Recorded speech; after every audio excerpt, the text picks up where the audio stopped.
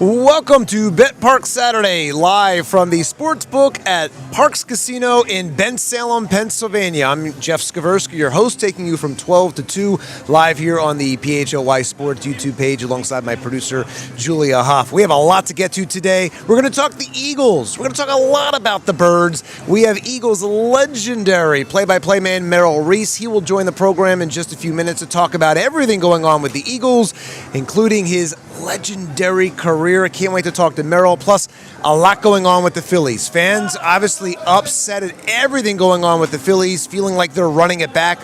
Very strong opinions about that situation. We're going to hear from Dave Dombrowski. We're also going to hear from JT Realmuto.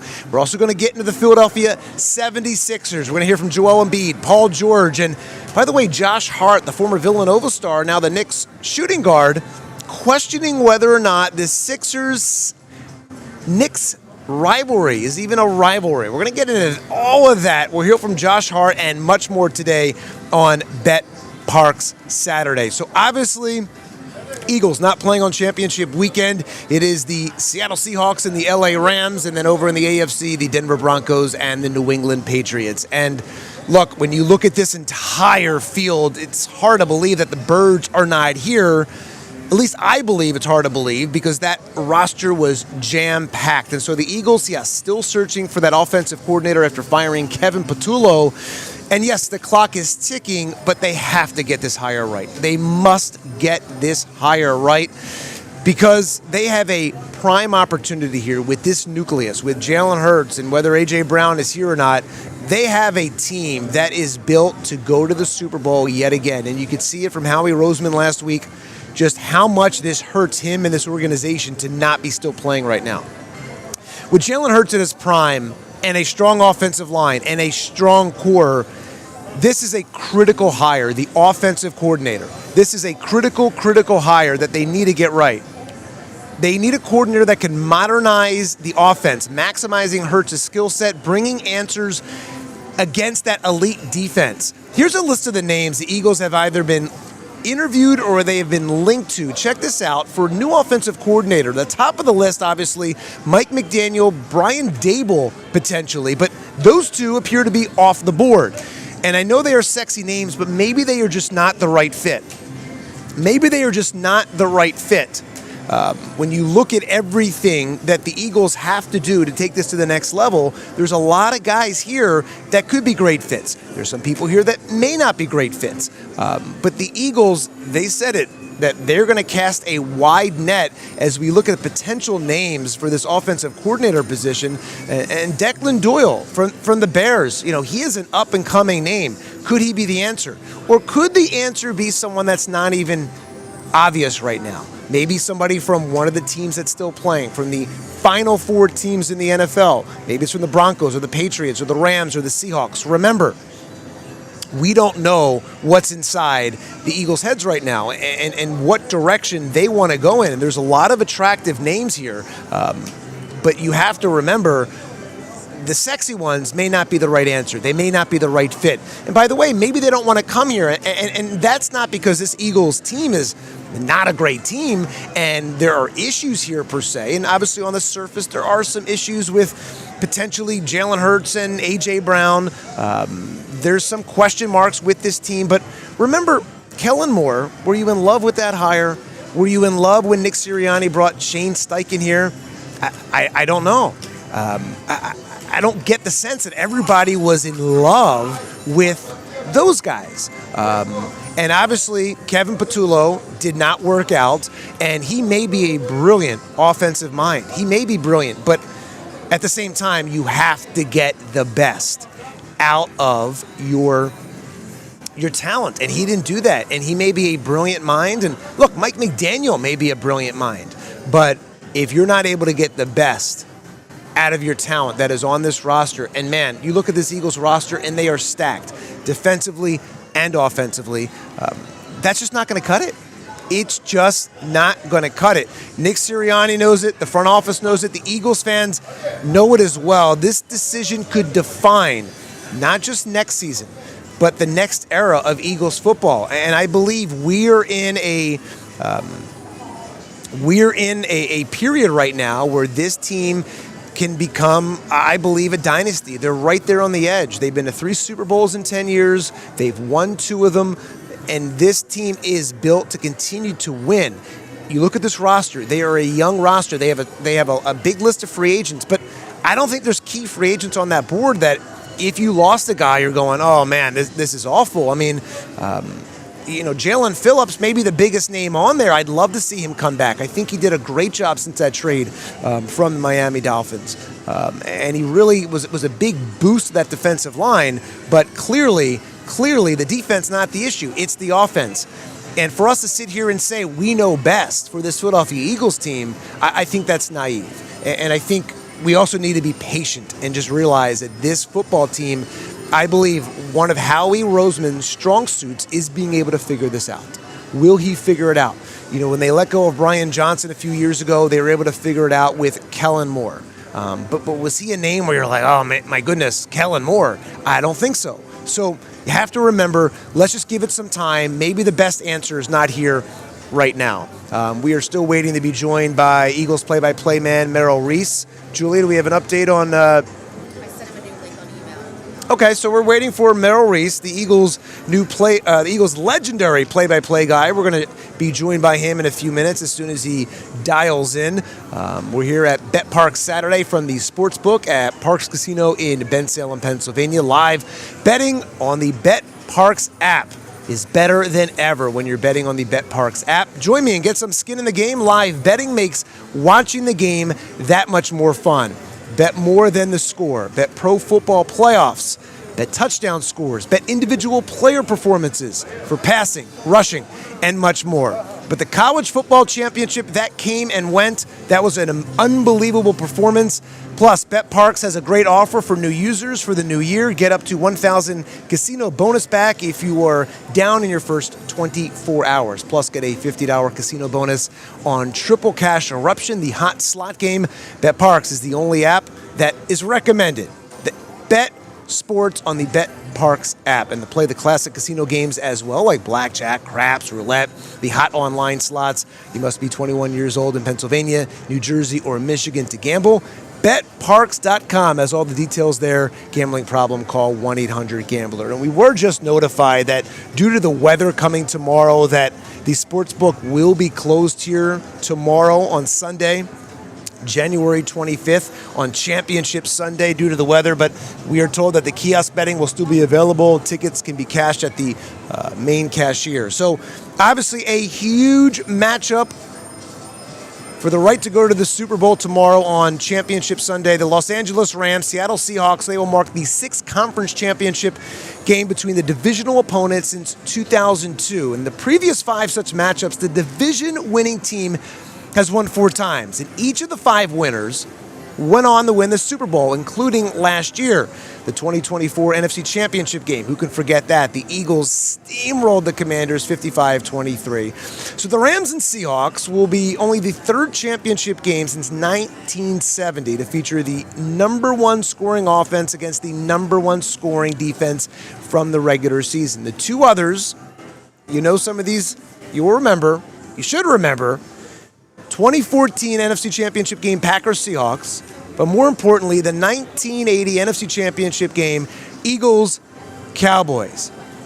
So let's do a little dive here. The Los Angeles Rams defeated Carolina 34-31 in the wild card weekend. They earned that 2017 overtime win against the Chicago Bears in the divisional playoff. That was something else. That was an unbelievable game. So the Rams, 5 Super Bowl appearances, most recently winning the Super Bowl following the 2021 season. And how about Seattle? How did they come into this? They defeated the San Francisco 49ers 41-6 in the divisional playoffs. Of course, the 49ers ended the Eagles season. And so the 49ers' first postseason win, since 2019, Seattle's first postseason win since 2019, since that wild card game against the Eagles. So the Seahawks, they've played in 3 Super Bowls, 1 and 2 in the Super Bowl. They're trying to get back here with this booming defense. It's like Legion of Boom Part 2, and we'll see. I mean, if you look at this matchup, the Seahawks, they are the favorites over the Rams. I like the Rams in this game. We're going to talk to Brad Feinberg, our gambling expert, coming up in the 1 o'clock hour. But obviously, when you think about this this matchup. I do like the Rams. I like the experience. And if you remember from last year, the Rams were oh so close to beating the Eagles in the snow. So it should be a great game. Third time these teams will be going head-to-head. All right, in the AFC, New England, they can become the fifth team since 2003 to go from worst to first and make the Super Bowl in the same season, joining the 2021 Bengals, the 2017 Eagles, the 2009 Saints, and the 2003 Panthers. Now, Denver's Sean Payton, he grew up in the Philadelphia area. He led, of course, New Orleans to the Super Bowl title following the 2009 season. He can become the 8th coach ever to lead multiple franchises to a Super Bowl appearance, joining Hall of Famers Bill Parcells, Don Shula, and Dick Vermeil, as well as John Fox, Mike Holmgren, Dan Reeves, and Andy Reid. Of course, Andy Reid going from here to Kansas City, and then Andy Reid doing what he's done in Kansas City. And he had great advice for John Harbaugh, who took the Giants job, that maybe a change of scenery is a good thing. And we saw that with Andy Reid. It really just felt like his time here had come to an end, and it's a shame because Andy is one of the greatest coaches in NFL history that could not get it done. We are still waiting to hear from Eagles play-by-play man Merrill Reese. He is set to join us, waiting for him to dial in here as we will get set for a great conversation. I'm looking forward to this, talking to Merrill just about everything going on with the Eagles and this offensive coordinator search. And again, they have to find the right guy. And it doesn't bother me that Mike McDaniel is not going to be the guy, or Brian Dable. And you look at this other list, it's about the right fit. It's more important to get the right fit than maybe the sexy, flashy name. And of course, today we have the Sixers. Big matchup, I think, for the Sixers, the way they've been playing against the New York Knicks. The Sixers are 1-point favorites coming up at 3 o'clock. And the way Joel Embiid has been playing, the way Paul George has been playing, I'm starting to have some confidence in this Philadelphia 76ers team. Can they figure this out?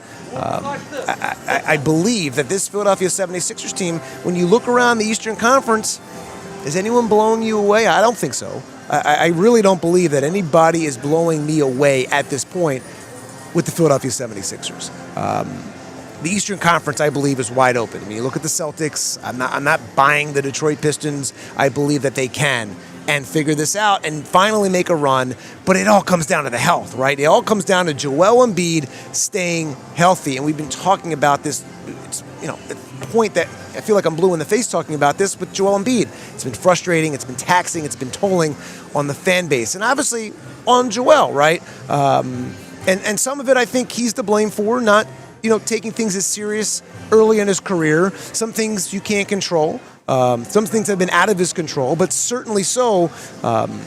They have an opportunity right now as he is, I feel like, continuing to take things to the next level, that this team, I think, can make a run. Now, do I think they're an NBA Finals team? Until they can win these close games, I would say no. I would say no. But maybe this will be the year. Maybe this is the year that, they're due. They're due for that karma, that good faith, to take it to the next level. So we'll see. We'll see with the Philadelphia 76ers. But I like this matchup. Josh Hart, I thought was interesting yesterday, saying that kind of poked fun at the Sixers-Knicks rivalry, saying, it's not really a rivalry. I don't disagree. I mean, for there to be an intense rivalry, there needs to be a long-standing recent history of heartfelt playoff intense battles. And, the Sixers didn't have that heart in that series a few years ago against the Knicks. They lost. I feel like the Sixers were better on paper. So until there's something like that, and until Embiid is just playing day in and day out, I'm just not buying it. I'm just not buying that this Sixers team and this Knicks team are rivals. I want it to be a rival. I want it to be exciting. But when you don't feel that anger and that intensity from Josh Hart from the Knicks on the other side, I don't get the sense you feel it from Joel Embiid and Paul George and Tyrese Maxey. And Maxey said, going into the season last year that, you're not going to like my answer, but they have to worry about themselves. The Sixers have to worry about themselves, and until they start winning close games consistently, we saw them find a way to be able to do it against the Rockets. But until they do it consistently, I'm just not buying that they are rivals. It's not happening. Well, Parx Casino, my casino of choice for a great place for a night of headline entertainment and award-winning dining. Parx Casino has something for everyone's entertainment taste. Of course, coming up February 7th, Piano Men Generations, a tribute show to Elton John and Billy Joel. February 28th, country artist Brett Young will be here at Parx Casino in Bensalem. February 6th, Candlebox. And then March 14th, comedian Tracy Morgan from Saturday Night Live. He is hilarious. He will be here at Parx Casino. March 20th and 21st, comedian Anthony Rodia will be here. April 3rd, Cheap Trick. April 18th, Melissa Etheridge. May 14th, The Wallflowers. ParxCasino.com to buy tickets. You must be 21. Gambling problem, 1-800-GAMBLER.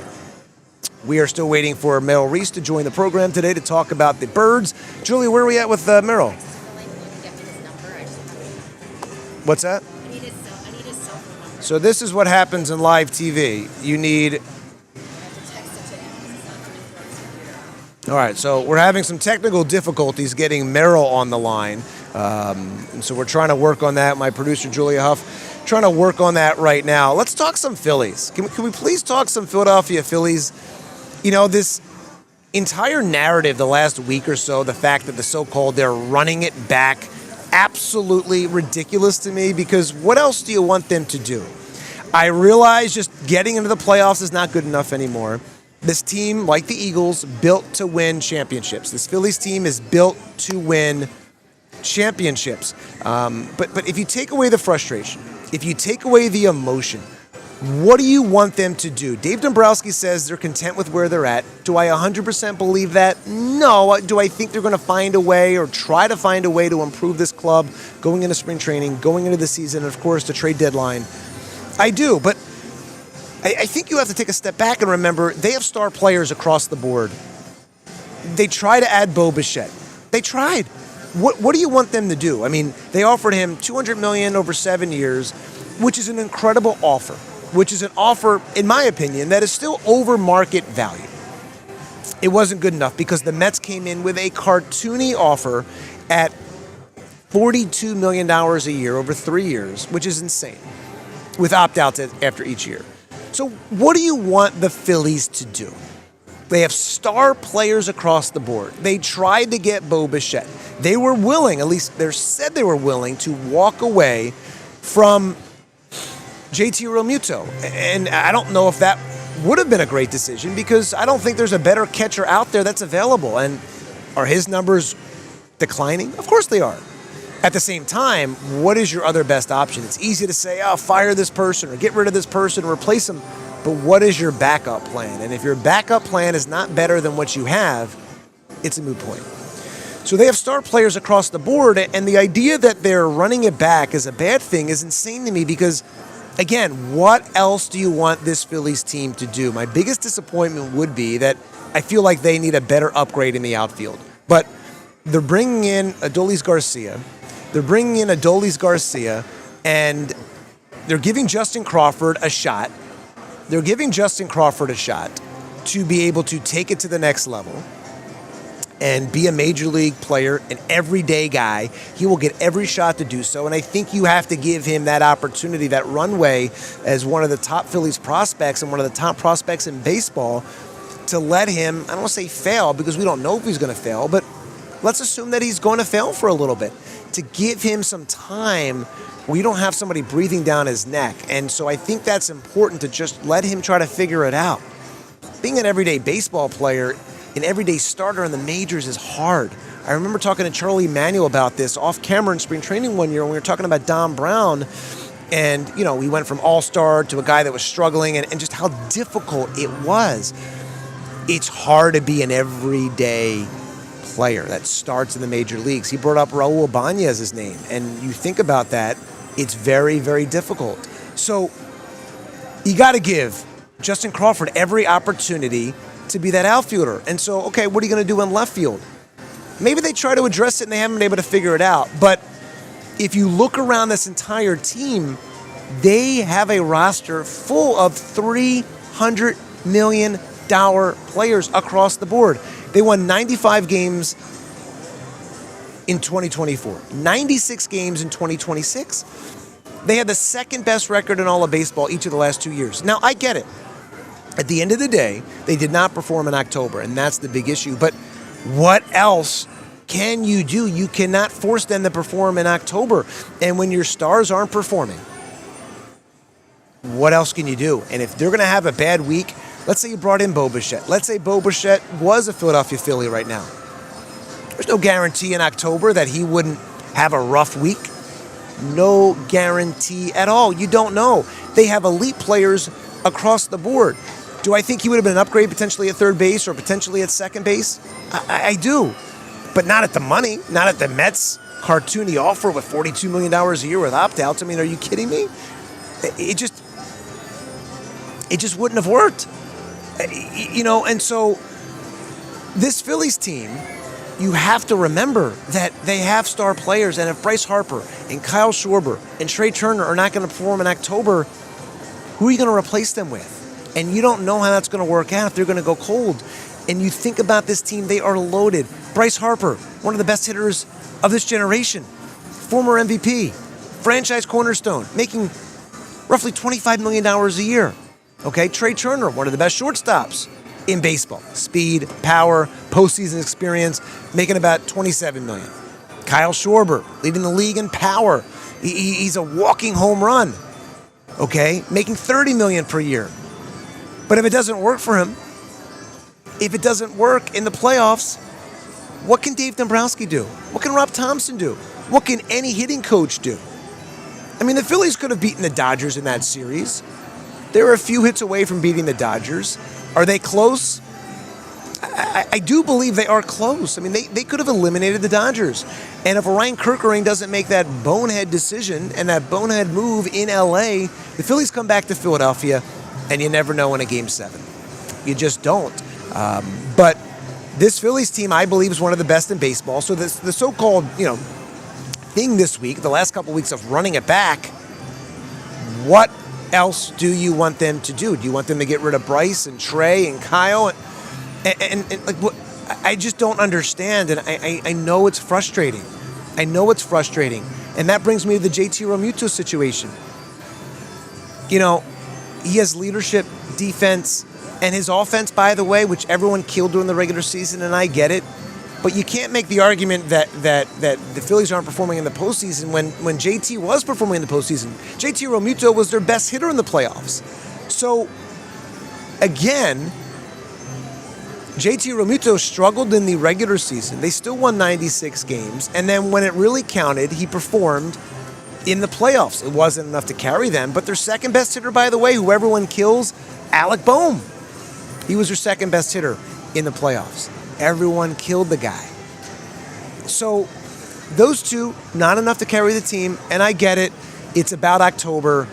But when you get in as the second best team in baseball, and you get in October and you have a bad week, there's nothing anybody can do about it.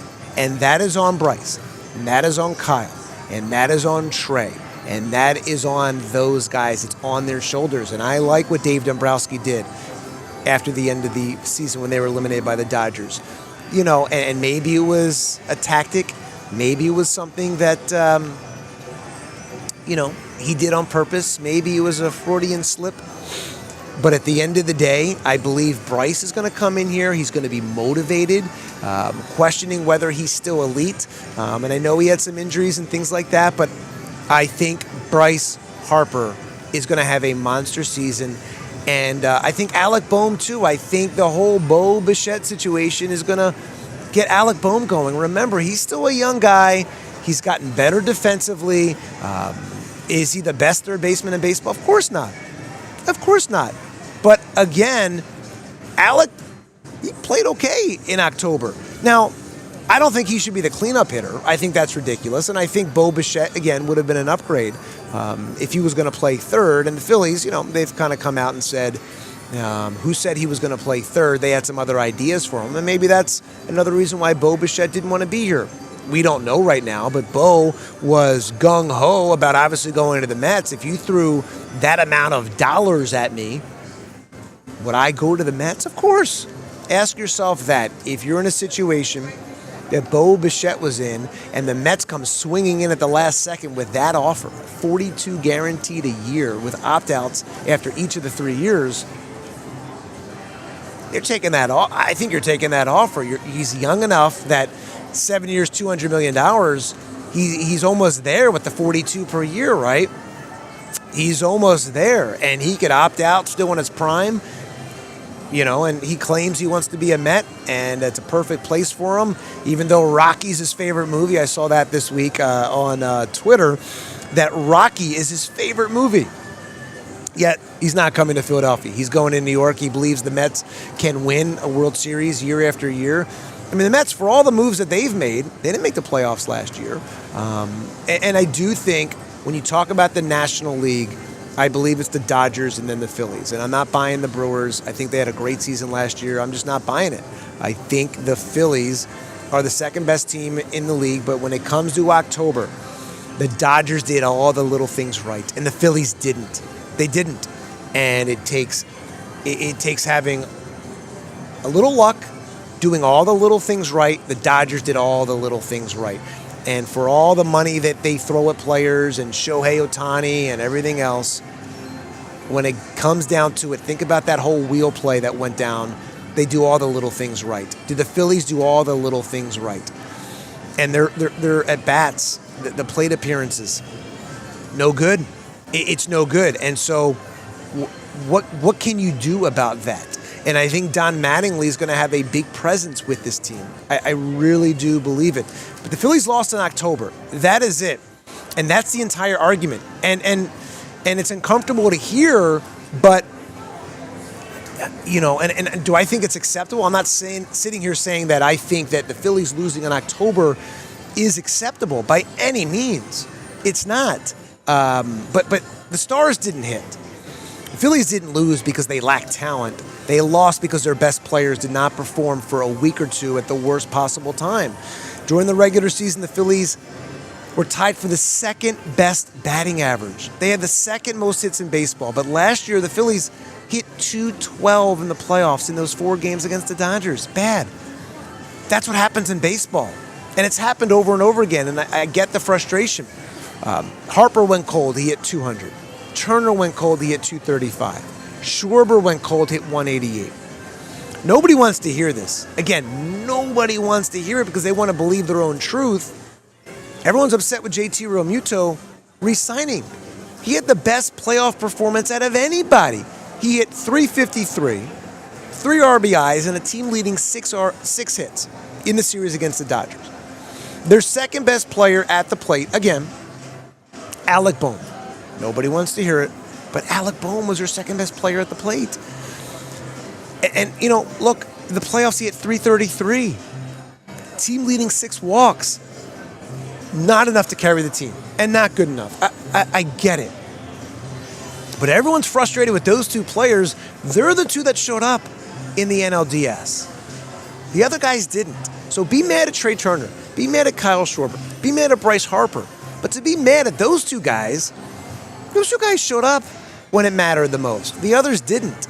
And so you can't kill a team for not performing in October, okay, and then not applaud JT and Alec. And you can't then also kill Alec and kill JT for not performing during the regular season. You can't have it both ways. So you can't just complain to complain. And so this is not a roster construction issue.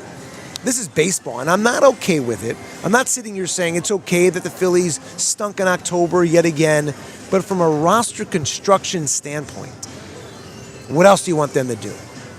What else do you want them to do? They could have beaten the Dodgers. They didn't. They didn't hit well. Orion Kirkering made that bonehead mistake. Who knows? Who knows what happens if he gets that out and they win that game and they go on? This is the part that people just refuse to hear, is that October baseball is a small sample size. And, I think I heard Jason Stark talk about this, that he talked to Dave Roberts, the Dodgers manager, that the Dodgers felt that the Phillies could have easily beaten them. And that's interesting to hear. And I think people forget just how good the Phillies are. 96 wins, that's pretty good. I get it, regular season, it's not good enough anymore. It's absolutely not good enough anymore. But they're having a bad 10-game stretch that can end the season. But there's nothing the manager can do. There's nothing the GM can do. Nothing Dave Dombrowski can do when it comes to October baseball. If the elite players don't hit, the general managers don't bat, what do you want them to do? They tried. I do believe they tried. And so you want on the bench Trey Turner and Bryce Harper and Kyle Schwarber and fire the manager? I don't think that works. I don't. And so they went after Bo Bichette. They tried to improve this team. I like Bo Bichette. The Phillies, $200 million over 7 years. Look, they met his number. He didn't take it. They were close. I think he would have been an upgrade over Bohm. But you can be mad all you want. This happens. This happens with trades. It happens with signings. It just happens. And so I want you to hear the breakdown from Dave Dombrowski, what went wrong with the whole Bo Bichette situation. Here's Dave Dombrowski about what went wrong with Bo Bichette, and did they think he was sincere about coming to Philadelphia after things falling apart? Take a listen.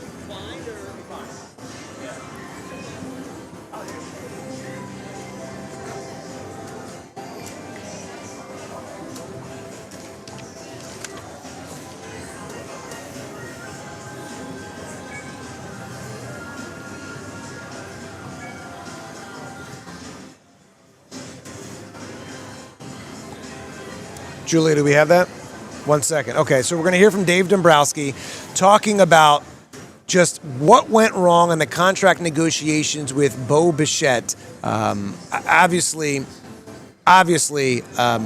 this team, they're trying, and I believe that the Phillies tried. They were not happy. I mean, he went through a period, Dave Dombrowski, the head of the Phillies, just how upset he was and the emotions he went through to then get over it. Here's Dave Dombrowski. Let's listen to him about the Bo Bichette situation.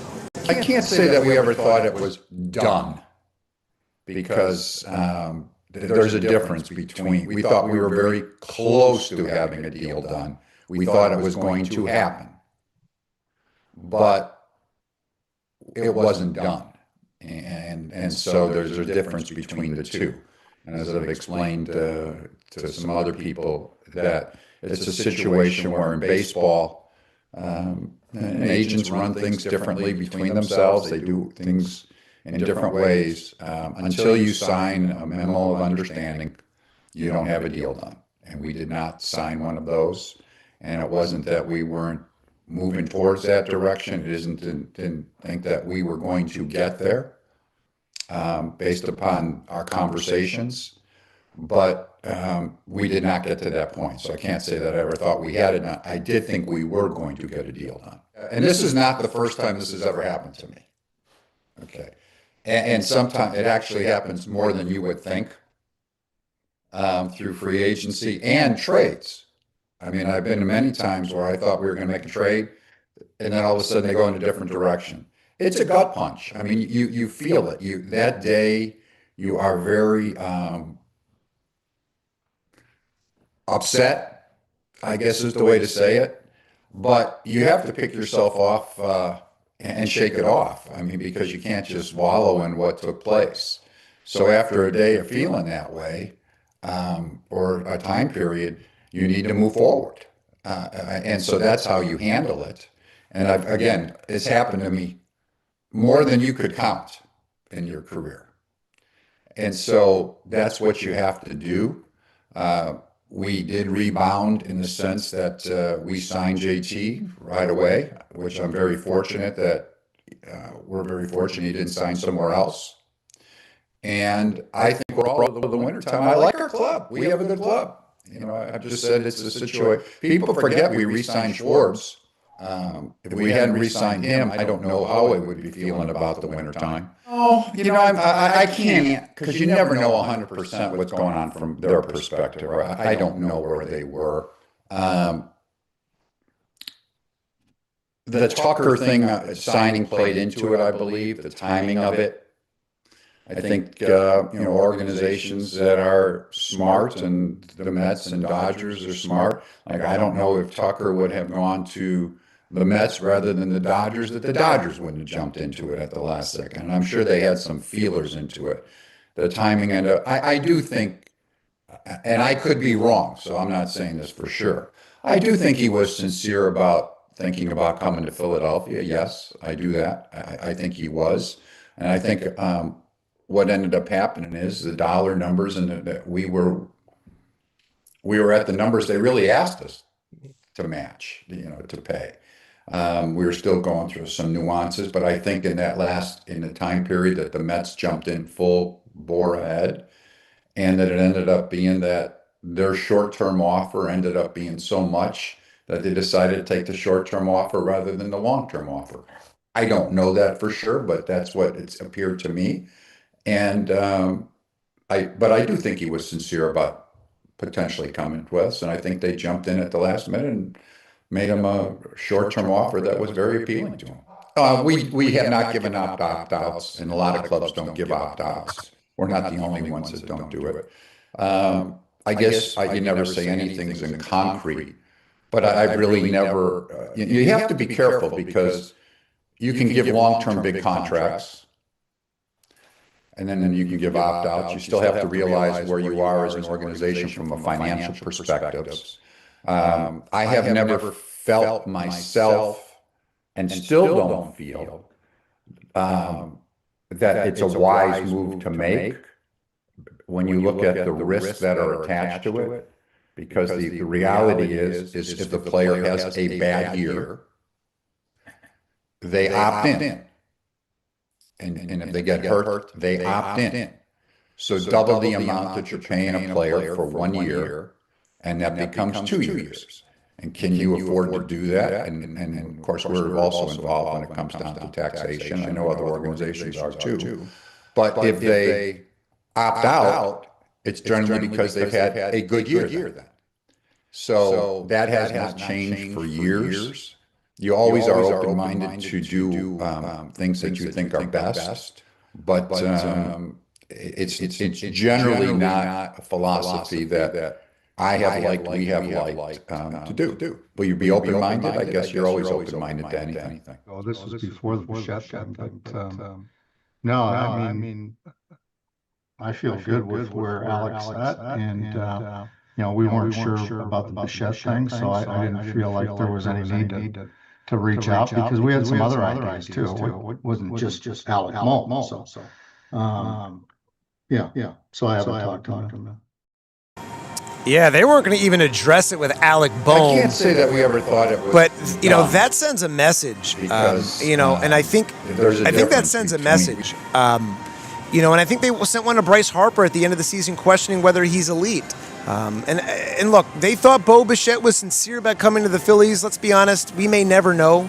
But you can't blame Bichette for taking that other offer. Do we have Merrill Reese? Are we ready to go with Merrill? Okay, so we're having a lot of technical difficulties getting Merrill Reese on the line, legendary Eagles play-by-play man. So, sticking with the Phillies, the Bo Bichette situation, they went after him, couldn't make it happen. They just couldn't make it happen. And, as much as you want Bo Bichette, he's with the Mets, and all you can do now is try to beat him. Okay? All you can do now is try to beat him, and be mad at Bo Bichette all you want, but you would have taken that deal too. And now when he's asked about the sincerity of staying, when he's asked about just how sincere he was about the offer, the Phillies believe he was sincere. The Phillies believe they were close. You could tell there Dave Dombrowski is not happy, but he admits it's happened to him before. But do you wonder what Bo Bichette's thinking about why he picked the Phillies or why he picked the Mets over the Phillies? Can we have Bo Bichette? Can we listen to Bo Bichette talk about why he picked the Mets over the Philadelphia Phillies? Listen to Bo. Very exciting to be here. An exciting time for me. A lot of, several conversations with teams, several good conversations, but with a lot of prayer and conversations with my family and my agents and even some friends, came to the conclusion that it was very obvious that I wanted to be a Met. Mr. Cohen and David have put together an organization that is looking to win every single year, has an opportunity to win a World Series every single year.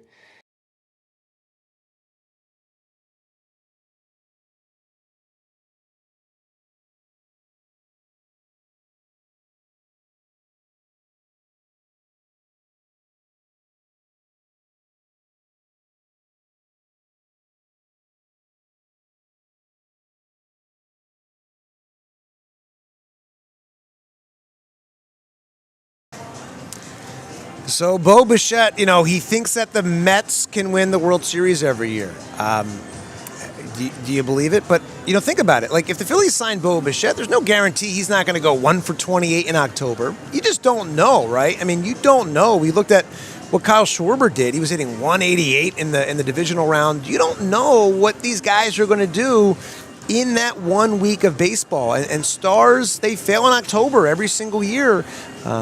It's not acceptable, but what else can you do, right? And so it's on the players' shoulders. I don't think there's a better first baseman or a shortstop or a catcher that's out there that you can also get. And it's not like the Phillies are not trying. They're doing everything they can. And I think they have a lot of talent on this team to be one of the best teams in baseball yet again. And so they don't get Bo Bichette. They turn their attention quickly to JT Realmuto. And let's get into the Phillies catching situation. Everyone's upset, at least I feel they're upset that, they're running it back with a free agent catcher who's 34 years old. And when that 3-year deal at $45 million is up, he'll be 37 years old. And, they're signing him a long-term deal again. But I would ask you, find me another catcher that is better than JT Realmuto that you can get and sign. It's just not out there. It's just not out there. And his production declined during the regular season, no question. But again, we talked about it during the playoffs. He was your best hitter. So that's what you want, to rise to the occasion when it matters most. He did that. Everyone's down on JT Realmuto, but he was your best guy at the plate in the postseason. It wasn't good enough to carry the team. I totally understand. But he does a great job with the pitching staff. He's tremendous defensively. He does a great job handling the pitchers. Phillies pitchers last year had the most quality starts, second most wins, tied for the second most saves, had the third most strikeouts. He's one of the best defensive catchers in baseball history. Take a look at this JT Realmuto graphic I want to put up here. Since joining the Phillies in 2019, Realmuto ranks first among all catchers, 25th among all major league position players, in WAR at 25.1. In 2025, last season, he started a career high 132 games, caught a career high 1,151.1 innings. He led baseball in both categories.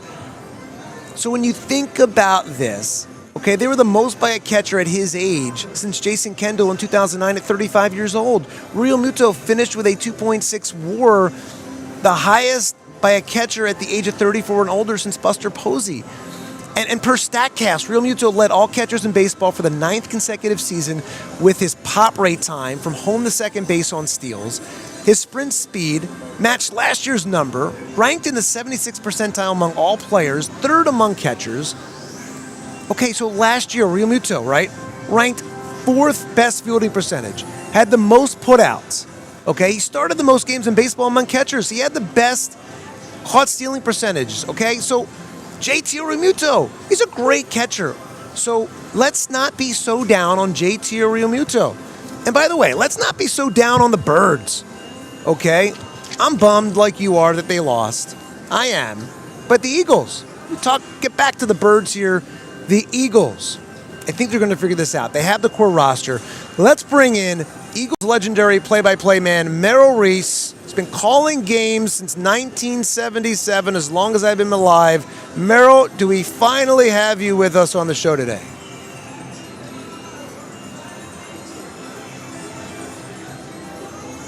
Merrill, can you hear me? I see him. Merrill, can you hear me?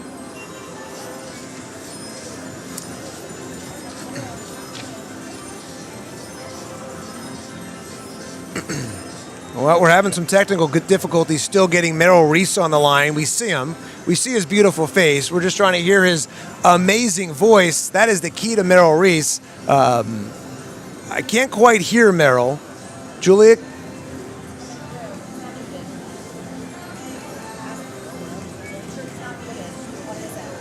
Merrill, you may be muted. Can we check to see, Merrill, if you're muted, if you could hear us? I'm not hearing Merrill at all. What a shame. What a shame. Merrill, can you see if you're muted by any chance? This is Yeah, I was, live television or streaming in I clicked it. 2025, folks. This is what happens sometimes. Some technical difficulties. Not able to get Merrill on the line here. Hearing that amazing booming voice. Unfortunately, we're having some technical difficulties with Merrill Reese ahead of Championship Sunday with the Seahawks and the Rams and the Broncos and Patriots. I unmuted Well, let's see if the we mic. can work on that. Let's see if we can work on that. Let's see if we can come back to Merrill and work on that because unfortunately we're not able to connect with Merrill. Cannot hear him right now, unfortunately. So let's go back and talk about the Phillies. We were talking about JT Realmuto and the fact that, he's been unbelievable, but nobody wants to hear it. And I get it. The stats during the regular season declined. And they were not going to bring back JT Realmuto. At least they said. Now, I think push comes to shove. They were going to figure it out with JT because JT wanted to come back. But Realmuto did not sound super happy. Did not sound like a happy camper this when we talked to him about re-signing with the Phillies for 3 years, $45 million. He admitted it kind of felt like his own funeral in Philadelphia, that it was over. Here's JT Realmuto and Dave Dombrowski talking about the fact that he thought it was over and just the intensity going on during contract negotiations. And the Phillies were very honest with their all-star catcher about the future. Had they signed Bo Bichette, it sounded like it would have been over. Here are those guys on that.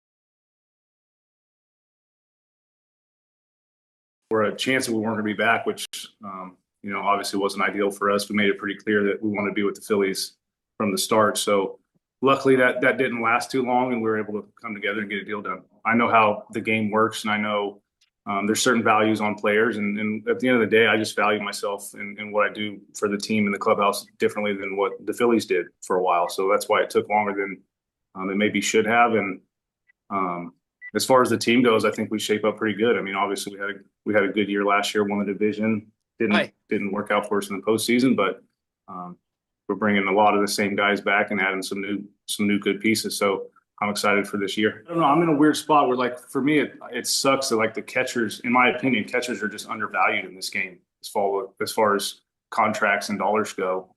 I truly believe it's one of, if not the most important position on the field. And so I just enjoy fighting for that. I believe in that value, and the Phillies did for a long time ago. I mean, I know they believe in it as well. It's just the dollars look different. And luckily, after the Phillies missed out on an opportunity there at the end, they called back and were able to make something happen and improve their offer and get to a place that we were happy with. It's about setting a bar or raising anything, because I know I'm pretty self-aware. I didn't have the last couple of years. I haven't really been happy with my performance. So it was more, it was about my family for me and their comfort and how much we love Philadelphia. And there was, like I said, there was only a short period of time this offseason where I even thought I wasn't coming back to Philadelphia. The whole time, this is where we wanted to be. And things got a little hairy there at the end, but I'm glad we're back here and this is where we want to be the whole time. So really my focus was just on my legacy here and being able to finish my career with the Phillies and not having to uproot my family and start over. I had other opportunities for sure, but obviously the Phillies had things going on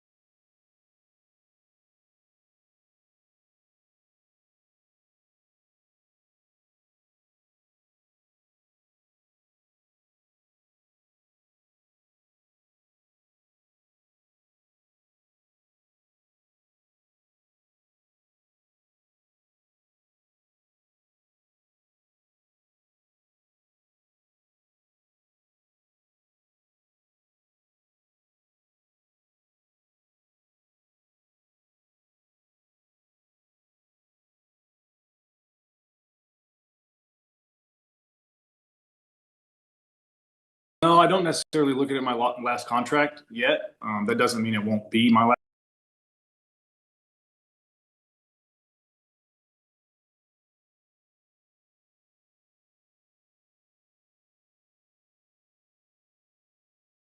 I don't feel like I'm helping a team win, or my body's not holding up, or even my family at that point, my kids might want me home more. I don't really know what's going to force me into retirement, but it's not going to be like, there's no number that I'm necessarily trying to get to. I'm just going to play it after this contract. It might be year by year, it might be whatever it is.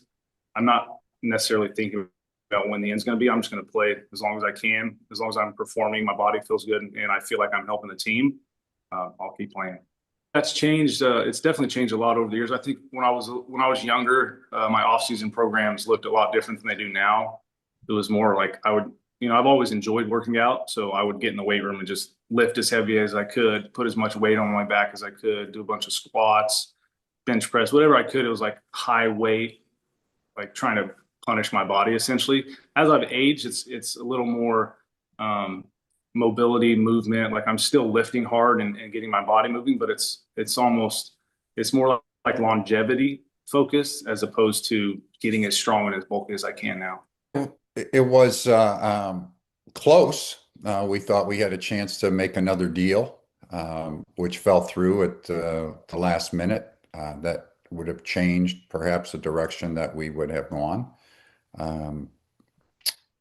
We did have some other alternatives on things we would have pursued.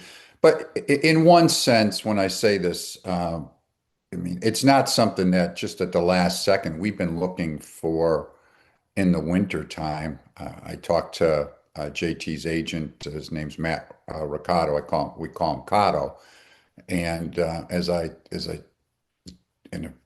fine individual and does a good job with the agency, but as Cotto had told me, he says, Dave, I've talked to you more this winter time than I've talked to my fiance. I've had so many conversations with him over the winter, starting right after the season. And we always wanted to bring JT back. That was always a priority for us. They knew it. We also knew that he wanted to come back. And it really became a situation, there was a disagreement as far as dollars were concerned, is what it came down to. And we just couldn't really bridge that gap for an extended time period. So with that, and really kind of leading into the winter meetings, we had to at least be open-minded because we didn't know if we would close the gap, even though we had the mutual desire to do that. So we ended up being in a position where we discussed other catching alternatives. They knew we were doing that. We were very open in that regard, because I didn't want to catch them off guard based upon our what we think of JT. And again, you can think very highly of somebody, and I could not say more positive things about any individual that I know and his family, with JT and Lexi and their kids.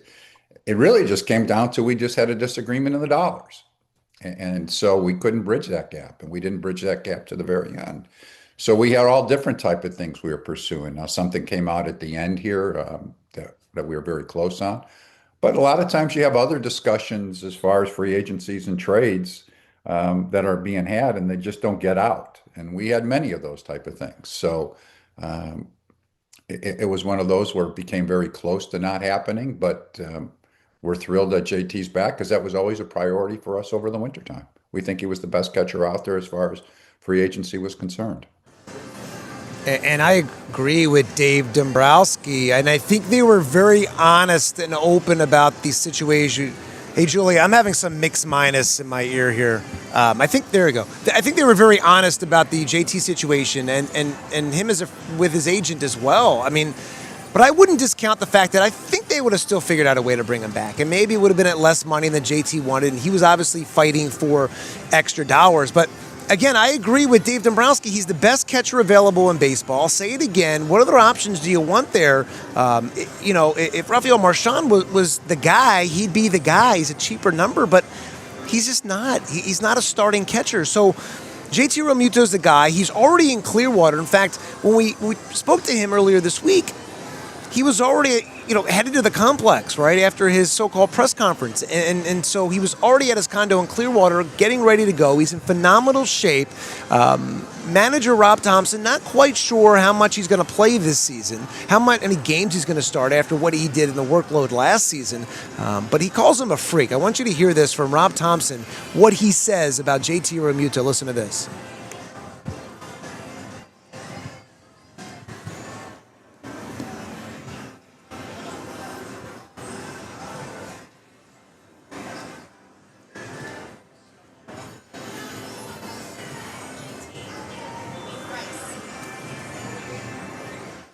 We have Rob Thompson talking about JT Realmuto.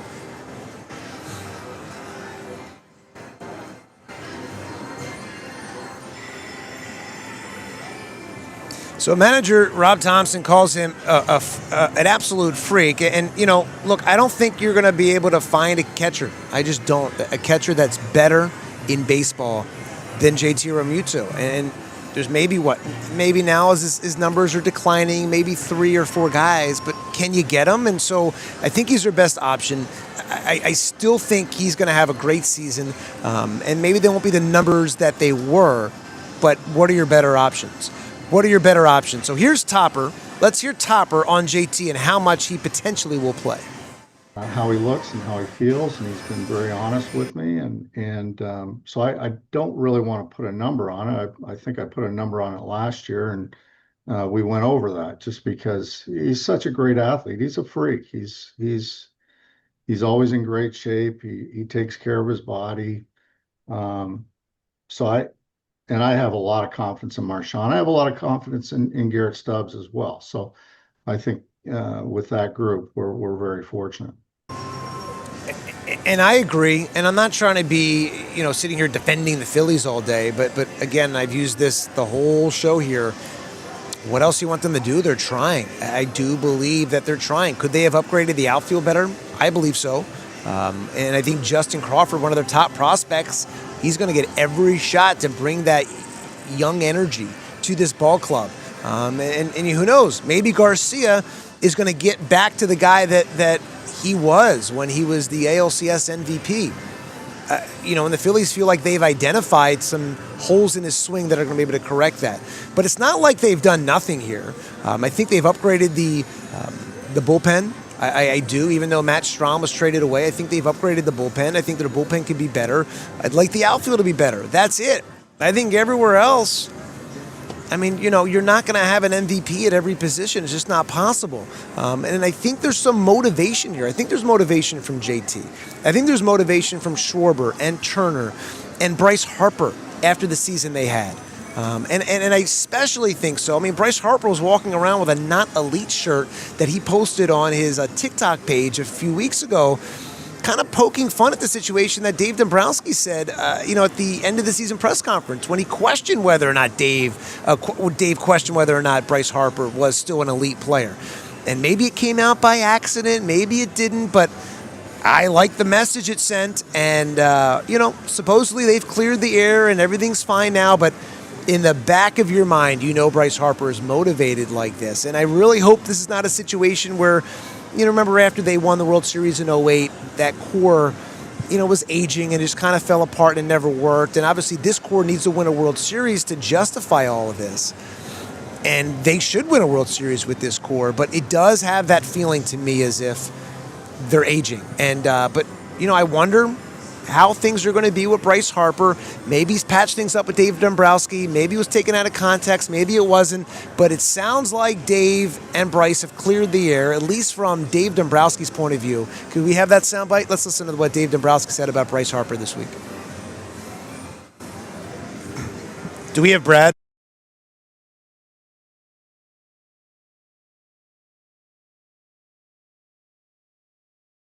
Conversation with him. That goes back a while ago. That goes back into November, so a couple months ago. And I do think he will have the ability to be one of the faces of our franchise, and look forward to having a tremendous year for us. I think he will. I don't know if there's I'm on the air. How you doing? Oh, I'm sorry. How are you? Good. I don't know if there's another guy that's going to come into the season more motivated than Bryce Harper. And I really do believe that Bryce Harper is going to have a monster season, and I think the Phillies believe it too. And maybe he just needed, kind of a shot in the arm. Let's talk about Zach Wheeler. He had that freak medical issue last year with the blood clot found in his shoulder. There's no timetable for his return. I've been hearing rumblings that, Wheeler is determined to be ready for opening day. Will that happen? I don't know. I don't know. And I don't know if the Phillies know. And I don't think the Phillies are, trying to push the envelope there. But he's been throwing, and I certainly feel like encouraged by where Zach Wheeler is. And Zach Wheeler, man, he is arguably one of the top few pitchers in baseball. And you lose Ranger Suarez, and I think this team needs Zach Wheeler. They could use a little more pitching depth, but you do wonder, where's Zach Wheeler going to be at? He started to throw off, hasn't thrown off the mound yet. He's been throwing from 90 feet. Here's Dave and Topper talking about Zach Wheeler and where he is right now as we're getting ready for the season. Throwing, he has thrown, yes, up to 90 feet he has. I can't tell you if he's been per se up on the mound per se. Topper, you saw him throw. I don't think he's on the mound per se at this point, is he? No, just 90 feet. Catch. Yeah, 90 feet flat ground. He's doing very well. And last week was a very heavy workload for him. I believe he's going to come in again on Thursday and throw again. But no timetable, but so far the reports have been good. And whether Wheeler is ready or not, I think they could use some pitching depth. Now, here are the notable remaining free agents if you look at this list. And who knows, maybe Harrison Bader would be back in the outfield. I think he's looking for a multi-year deal. I don't know if that would be a situation where maybe he would come back for less. But again, I don't think you can have him as your center fielder. You need to let Justin Crawford play it out. And there's some names still here on this list. But for the money, I don't know. I don't know if that would work out, but I think the Phillies are still stacked. Everyone's, poo-pooing on the Phillies. I do think that they are a team that is stacked, but maybe there's one more name left on here. Dave Dombrowski said they're content, but maybe push comes to shove. Once they figure out what they're doing with Nick Castellanos, maybe they'll eat some more money with one of these names left on here, the notable remaining free agents in Major League Baseball with spring training just around the corner. All right, here at Parx Casino on Parx Saturday, Jeff Skversky here at the Sportsbook at Parx Casino in Bensalem. Let's bring in our next guest into the show, Brad Feinberg, our betting analyst, to talk some Championship Sunday and what's going on in the NFL. Brad, how you doing today? Yeah, great to see you. We haven't spoke because I was away last week. We didn't get to talk about the Eagles game. Let me ask you a question, Jeff. I know you've been following like I have my whole life. I thought they were obviously, more disappointing losses, like the Super Bowl to Kansas City was horrible. The Tampa Bay NFC Championship game, I'll never forget. That broke me. But in terms of a game where I was just watching the game and I felt like there's no excuse to lose this game. If they lose this game, this is god awful. You saw what happened when they played Seattle, talking about the 49ers. I thought that was the worst loss as an Eagle fan I could ever remember. In terms of a game you should win on your worst day, and then to just absolutely lose. I thought that was, I don't know if you agree, I just thought that was such a bad loss. It was the whole team, that's what they were all year. They didn't hide what they were all year, but it was still inexcusable to me. Yeah, so I would disagree, right? Now, should they have won that game? Was that a bad loss? 100%. But here's to me, I would say the run with Andy Reid, when they lost the NFC Championship game against the Bucs, and Barber ran it back and picked off Donovan McNabb, and the vet went quiet. You could hear a pin drop at the vet. I would say that, to me, is what was among the worst losses. And then the other one would be the NFC Championship game, I think, against the Cardinals in 2009? Yeah, that was hard. I was at that game. Okay. Yeah, and I was at that Bucs game, the last game ever at Veterans Stadium. That was a tough one too, just because you felt like, all right, this is it for the Eagles. Finally, they're going to get to the Super Bowl. Look, I think when they lost to the Chiefs in the Super Bowl a few years ago, the Chiefs were a better team. And I know it came down, a lot of people felt it came down to that, the defensive pass interference. I look at it like this. The Chiefs were a better team. And last year, I would tell you that the Eagles were the better team, and the better team won. And not always does the better team win, but certainly so. Getting back to your point, that was a bad loss, and it is hard to believe that they're not. Because, Jeff, they were the better team. That's my problem with it. Right. Tampa Bay won the Super Bowl that year. The Eagles that was a complete, when you say you defang like an animal that has claws, that was a defanged 49ers team that had nothing, Jeff, nothing. I thought that's why I thought the loss was bad. Not because, you're right, the Tampa Bay game was 1,000 times more disappointing, for sure. 1,000 times more disappointing. But I felt like that was like one of those games when if you're a player walking off that foot, if you're an Eagle, like, I heck would lose that. We're so much better than that team. Like, that's why I was disappointed, because I just felt they were the vastly better team. They would have probably gone into Chicago, would have been a tough game. Kel probably would have made a fourth down Hail Mary, like he always does. But at least I would have liked to have seen it. And I don't know. I was disappointed, but Yeah, I mean, it's certainly disappointing, and now they're going to try to figure out what the offensive coordinator situation is going to be. But let's talk about Championship Sunday. Yeah. You got the Rams, you got the Seahawks. Seahawks, 2-point favorites. I like the Rams in this game. Tell me your thoughts. Jeff, this is such an interesting game. All year, I shouldn't say all year, it's not fair. I want to say from week 7 on, I bet 2 teams during the year to win the Super Bowl. Before the year, I bet 2 teams. I bet the Chargers, which was a blank. I bet the Vikings, which is a bigger blank. During the year, though, I'll give myself a little bit of credit at least. I took the Patriots at 55-1 and Seattle at 40-1. Those I thought were the 2 best teams in each conference at the halfway point. And I've been backing those 2 teams, thinking they are the 2 best teams. And I've been very, very pro Seattle. The game, Jeff, when they played 4 weeks ago or whatever it was in Seattle, when no Devontae Adams, thought everything was going Seattle's way. And they won the game. If you look at the scoreboard, they won the game. But I can't stop thinking about that game, Jeff, about how Matt Stafford threw for 465 yards and went through a defense that I consider to be the second best defense in NFL after Houston, just so easily. And I cannot get off that performance. And I bet this, it opened at 3, Jeff, which I knew was a bad number. And I took the Rams +3, even at 2.5, which is what it's sitting right now on the Parx site. I only could lead Rams at this point. I like the Rams in a teaser where you can tease them up to +8.5 with another game. But I think it's at least a 50-50 kind of game that'll come down to the end, Jeff. Don't know who's going to win, but I just comes down to Darnold versus Stafford. I just have to trust Matt Stafford more.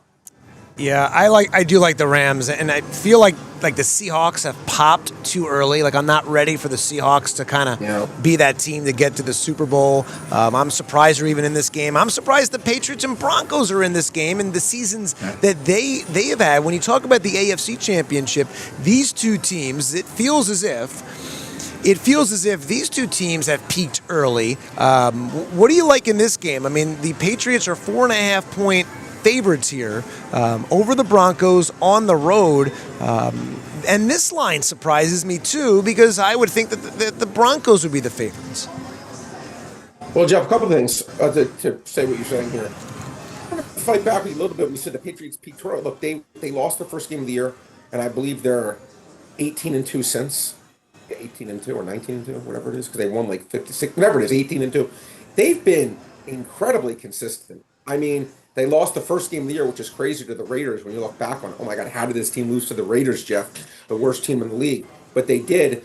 But they have just won every freaking game except the Bills beat them in a game where they got off to a 24-3 lead at halftime.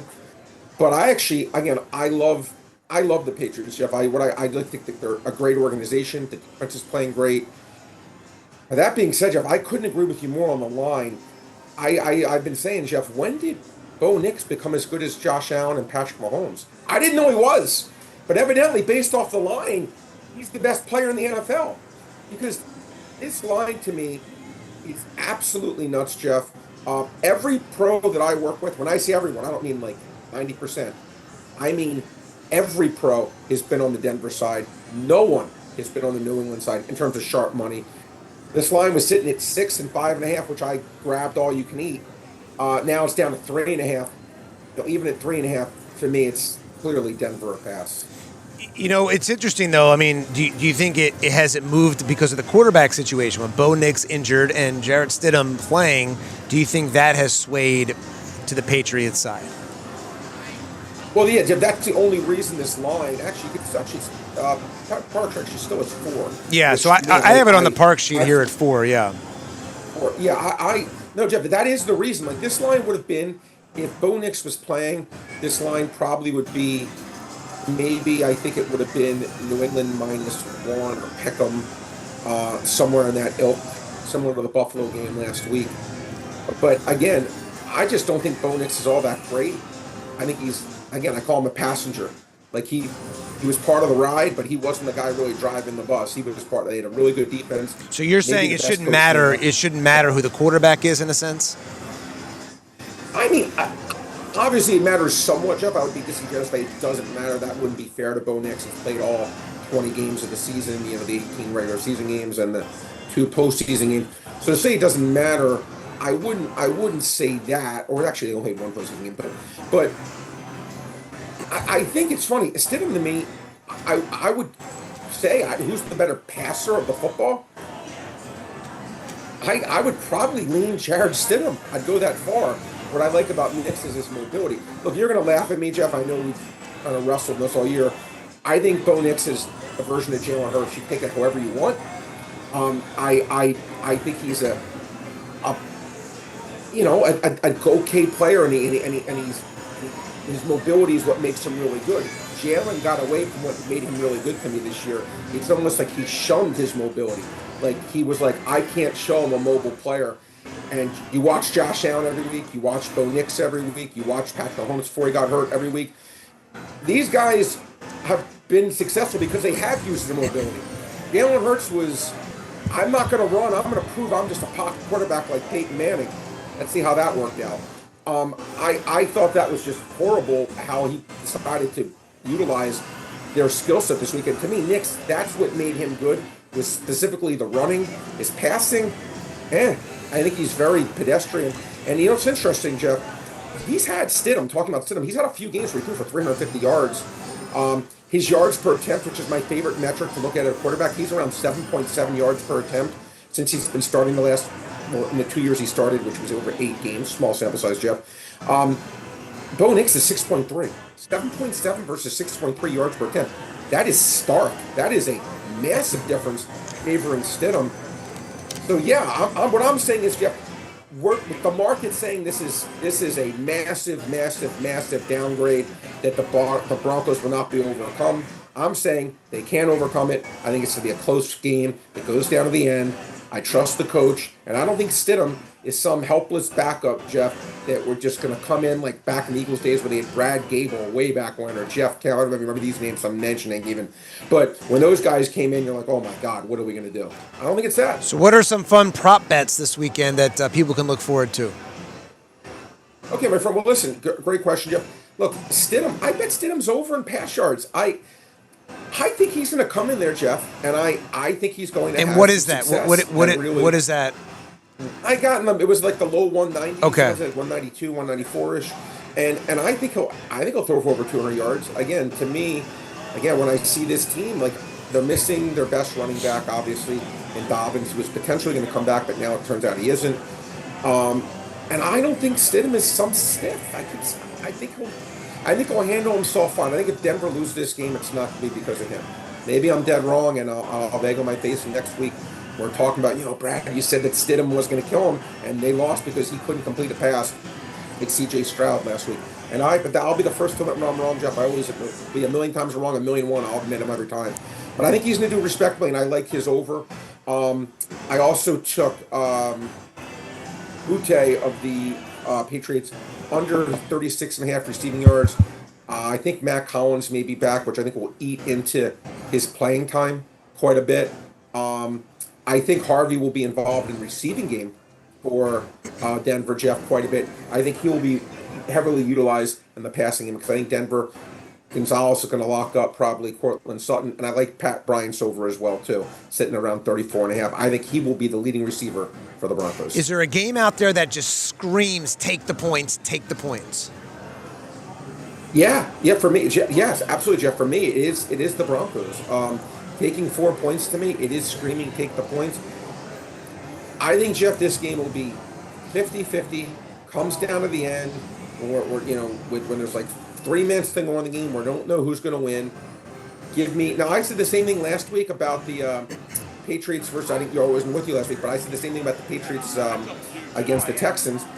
And man, I guess I was wrong, but Jeff, I'll say this. Jeff, if you were playing quarterback for the Houston Texans, the Texans would have covered that spread. You would have handed the ball off 45 times, maybe make a nice little naked bootleg, and make like a little run every now and then. But that was the worst game I've seen a quarterback ever play, C.J. Stroud. I would have benched him. I would have taken him out because he was obviously scared during that game and just couldn't get anything done. I thought that would be a 50-50 game. The quarterback play was that awful. I don't think Stidham's going to be that awful. Give me Denver. Give me the points. That's my best bet of the week. Yeah, that's a great point. I mean, he looked terrible, and D'Amico Ryans and everybody Really? kind of. Would you have benched him, Jeff? Let me ask you a question. You get the long picture. He's your franchise player. Would you have said, I can't bench this guy. I just can't do it? Or would you have said, you know what? This isn't about hurting someone's feelings. This guy clearly on this day, is not going to get it done. Maybe next week he would. Maybe next year he will. But on this day, it's clearly not going to be C.J. Stroud's day. No, I'm a big believer in. I'm going to ride and die with my guys that got us there, and I'm going to ride and die with it. And so no, I would not. But didn't they go with Davis Mills? Didn't they go like 6-0 with him? I don't remember. I don't. I think they did. And I don't see enough. I think they won every game with Davis Mills. I don't see the Texans enough to know the inner workings of the Texans. But it's the same reason I go back to this analogy. Like a lot of people thought it's going back way back, but in baseball in '93 that Jim Fregosi should have not used Mitch Williams in that situation against Chuck Carter. And I go, I'm a big believer in do what got you there. And do what got you there. And so in this case, I don't know enough about the Texans and know the inner workings to know. But I would tell you is that I would not have benched him. Yeah. Now, I respect your opinion a lot. That's why I like asking this, because it was an interesting dilemma, because I felt like you have a responsibility to the other 50 guys on that team or whatever it is on that roster, the entire fan base, the organization, the coaching staff. And on that day, again, you didn't need to be a football expert to know that C.J. Stroud just had no chance of getting it done. And I'm not saying, I don't think it would have worked out with Davis Mills either, Jeff. I think it would have been trading a dime and 2 nickels for a quarter probably.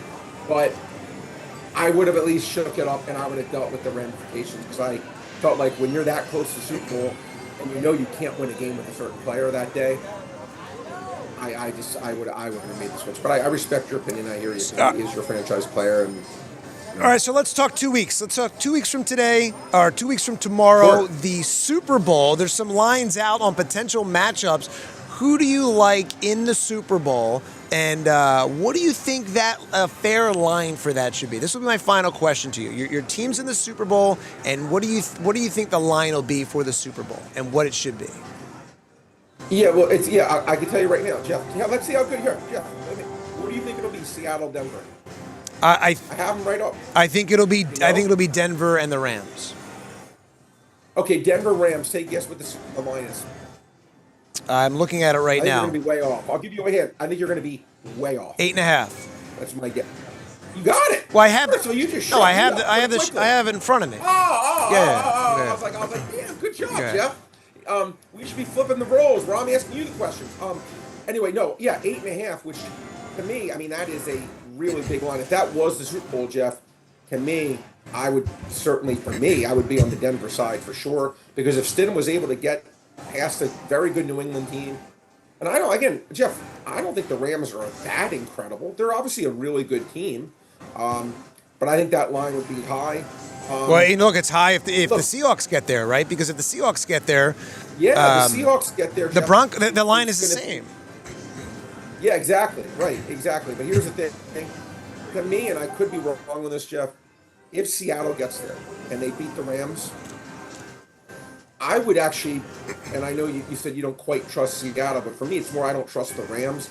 If Seattle is still able to beat the Rams and they get past Stafford, and that means that defense is just right going on the right cylinders, I think it'll be really hard for Denver to beat Seattle. I think Denver would have a much better chance against the Rams personally. I think Seattle wins. Seattle will win the Super Bowl. I feel very confident about that. If the Rams win, I think they'll beat Denver, but I would definitely be on the Denver side with the spread. And if they play New England, look, that line's going to be sitting probably at 3.5, Jeff, is what I think it'll be. I probably would also once again be on the New England side, getting over a field goal against the Rams team. I think we'll probably win the game, but anything north of field goal, I have to be probably on the underdog. All right, Brad Feinberg, our gambling expert, great insight on what's going on Championship Sunday, and of course, looking ahead to 2 weeks to the Super Bowl. Cannot wait to see what matchup that'll be coming up. We'll know tomorrow night. All right, Brad Feinberg, always Yes, great to talk to you. Appreciate the great insight there.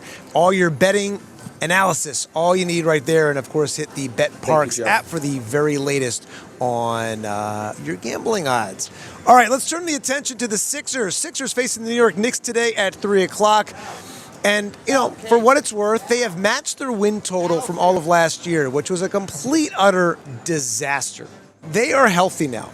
And I think this year we're starting to see the team that everyone envisioned with Paul George and a healthy Joel Embiid, Tyrese Maxey taking his game to the next level. Maxey's an all-star starter for the first time, averaging the third most points in the NBA.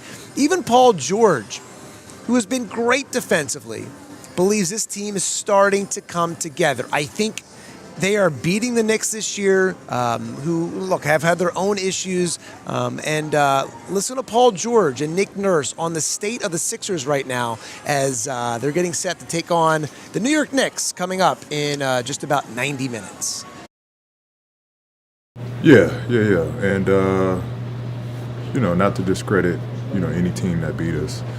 But if you look at the losses, a lot of those very winnable games that we could very well be top 2, top 3 in the East, to look at the bigger picture. But yeah, night day in terms of where the vision we had for last year is kind of, this is what we saw, being a team that could be a force and compete, at the end of the day, just compete. When the chips fall, anything can happen. So I think that's what we're designed to be. We just got to keep chipping away. I think we're getting better and better on the fly. We've got to be one of the when it's 5 points and under or going into OTs, we got to be leading the league in that. So that has to pay off. When it's late April, early May, like it's got to translate at that time that we've been there before. For us, we just got to get there and just take one game at a time and just keep chipping away. This was a group that's been out there for a while. I thought we got better with our communication. I thought we were on the same page early. And, I thought everything is starting, to improve. We're getting better. Just talking, knowing what each other, like, how to space, taking turns, matching up with different people. So it was great to get him back out there with me. You matched your win total from last season tonight. I know 24 wins is not the goal. It's awesome. Hope we can get one more this year. I guess, what do you think the big difference is at this point? Well, obviously we're much healthier, right? We got our main guys playing. I think there's some more athleticism and youth to survive a little bit better when we do have a couple of guys banked up. So, and they fight. I think. There's only been a couple nights this year that we haven't come out and at least gives ourselves a chance to win, and that's pretty good so far. Nick, I know there's a lot of season left. This was a good win for you guys to get at home, a place that you've been struggling at. Can you just talk about that? It was huge. We needed a good home win. We needed a good beat somebody really good. We needed a good, tough, close game win, and hopefully we can get some momentum off it. We certainly need to play better at home. Yep. Yes, they do. Yes, they do. Yes, they do. Can you hear me? All right, so yes, the big reason is the health. They are playing better. Paul George is getting healthier. They're getting more comfortable as the season goes on with Joel Embiid. If Embiid can play this way and not worry about all the injuries and just play explosive, this team can make a run. Even Paul George says, it's been taxing, it's been tolling mentally, physically. The fact that they have not been able to stay healthy. But now, if they can just stay healthy and just focus on basketball, maybe you erase all these question marks with this team. I mean, the Sixers coming off that overtime win against Kevin Durant and the Houston Rockets, and maybe I'm being too hard on this team, but I still have an issue with the fact that they've had a hard time over the years closing out close games. And it felt like they were going to lose that game against the Rockets. It really did. Somehow, some way, they found a way to win. So let's give them credit for that. But they do have issues closing out games. If we can get beyond the health, if we can figure out closing close games, maybe they can make a run. But all of this is falling, in my opinion, even though Maxi's taken to the next level, it still all falls on Joel Embiid.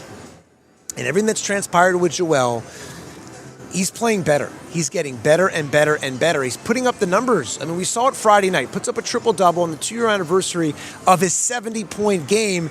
And, he's in a good mental space. He's joking again. He's joking around with Furkan Korkmaz, the former Sixer, on social media. He's joking around with the media. And when he was asked about, I love this, when he's asked about the fact that he had that amazing triple-double on the anniversary of the 70-point game on January 22nd, you got to hear his response. Listen to this. You've allowed yourself to be reflective at points this season. It was 2 years ago that you had your 70-point game. Just when you sort of, I guess, connect those two things, what you did tonight with that, does that feel poetic or does that feel... I was just saying after the game that maybe I should have a baby on January 22nd. Seems to be a good day. So me and my wife, when I get home, we're probably going to talk about, start making those calculations and, make sure that we try to have a baby on January 22nd. But seriously, when you sort of look at the checkpoints or your own steps to get to this point, have there been moments throughout this early part of the season that you've sort of said, okay, this feels good, okay, this feels good, okay, I'm able to do this now, like when you sort of look back on all of that? I mean, to start the season, I was in and out. But the good thing was that, it was other things.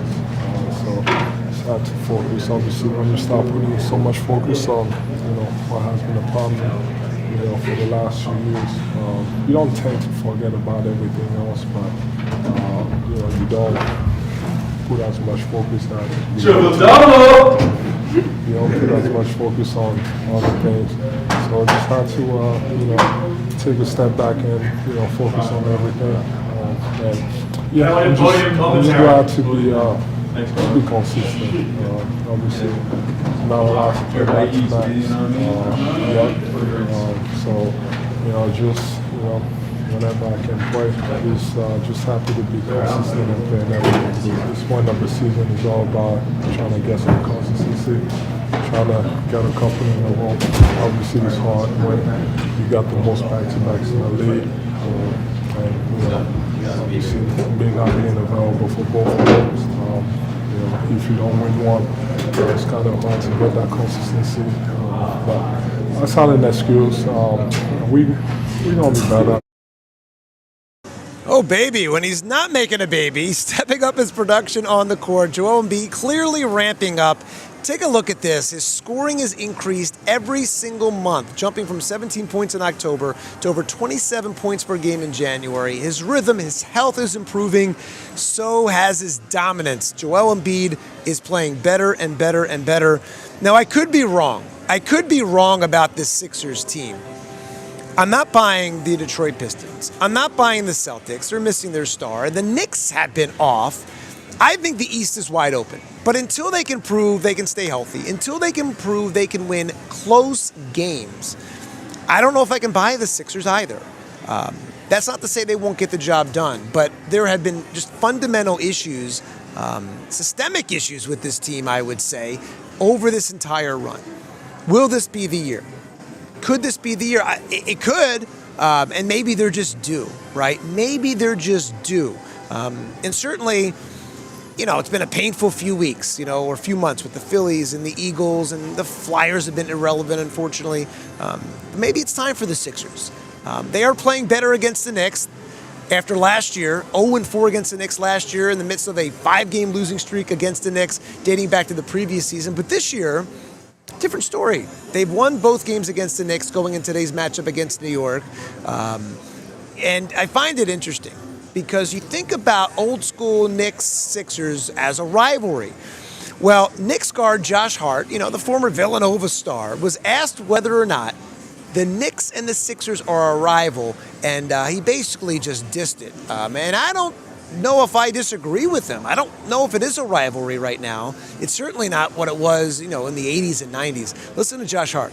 Do you deal with a rivalry at all with the 76ers? You played a couple years ago in the playoffs and close to the standings. It's obviously a close city.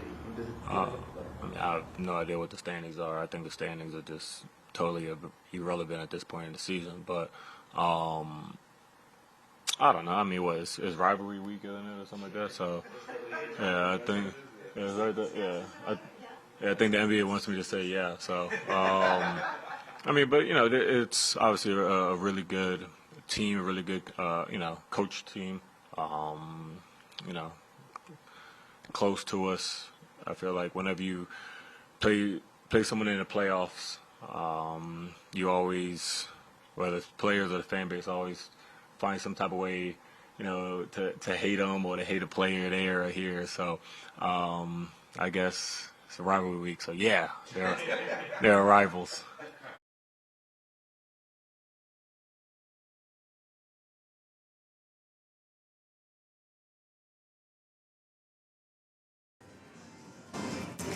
Yeah, they're the rivals. You can see being a little sarcastic there. I don't believe that this is a rivalry. I would tend to agree with Josh Hart there, being sarcastic, that they haven't made it out of the second round of the playoffs, the Sixers. They lost to them 2 years ago. The rivalry has not been intense, and I would have told you that the Sixers should have beaten the Knicks 2 years ago, but that is all in the past. But I don't think it is a rivalry. I really don't. I want it to be, because there's nothing better than Sixers, Knicks, or Eagles, Cowboys. But when the teams are just, kind of blah against each other, what else are you going to do?